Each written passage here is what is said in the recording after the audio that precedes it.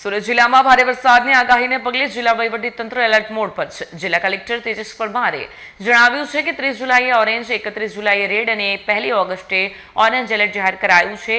તંત્ર દ્વારા તમામ તાલુકા અને નગરપાલિકાઓની જરૂરી તૈયારીઓ કરવા સૂચના અપાઈ છે.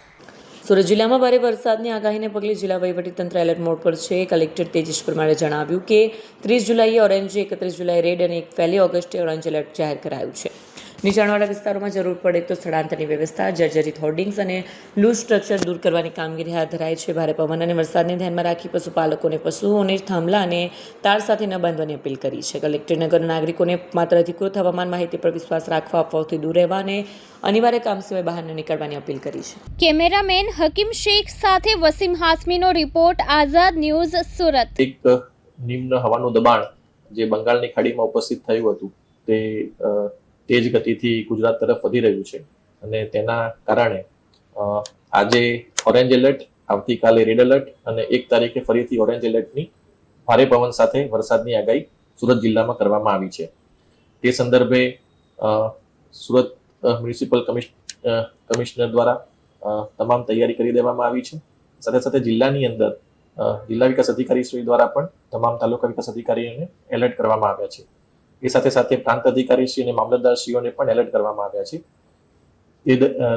તે પૈકી નીચાણવાળા વિસ્તારોમાં જ્યાં પાણી ભરાવાની શક્યતા રહે છે ત્યાંથી સ્થળાંતર કરવા માટેની સૂચના આપવામાં આવી છે. સાથે સાથે આ વખતે ભારે પવન પણ સાથે આવવાની શક્યતા છે. તેથી જેટલા પણ લૂઝ સ્ટ્રક્ચર્સ છે તેને પણ ઉતારી દેવા માટે, હોર્ડિંગ્સ ઉતારી દેવા માટે તમામ નગરપાલિકાઓને પણ જાણ કરવામાં આવી છે. મારી ખાસ એક વિનંતી પશુપાલકોને છે કે આપના પશુઓને આપ બાંધીને રાખો છો, તેથી જ્યારે વધારે વરસાદ આવે અને પાણી ભરાય તો તેવા સમયે તેને તણાવવાની શક્યતા રહે છે. તેથી જ્યારે વધારે વરસાદ આવે અને પાણી ભરાવાની શક્યતા જણાય તો પશુઓને ખુલ્લામાં રાખો, તેમને તાર સાથે કે કોઈ પોલ સાથે બાંધો નહીં, તેથી તે પોતાની રીતે જે સુરક્ષિત જગ્યા છે તે શોધી શકે.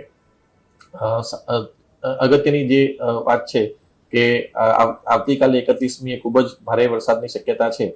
તેથી તમામ નાગરિકોને મારી વિનંતી છે કે આપ સતત વેધર વોચ ઉપર નજર રાખતા રહો અને જે પણ IMD નો ફોરકાસ્ટ આવે છે તેને સતત જોતા રહો, જેથી જરૂરિયાત ના હોય તો તેવા સંજોગોમાં આપણે બહાર ના નીકળીએ.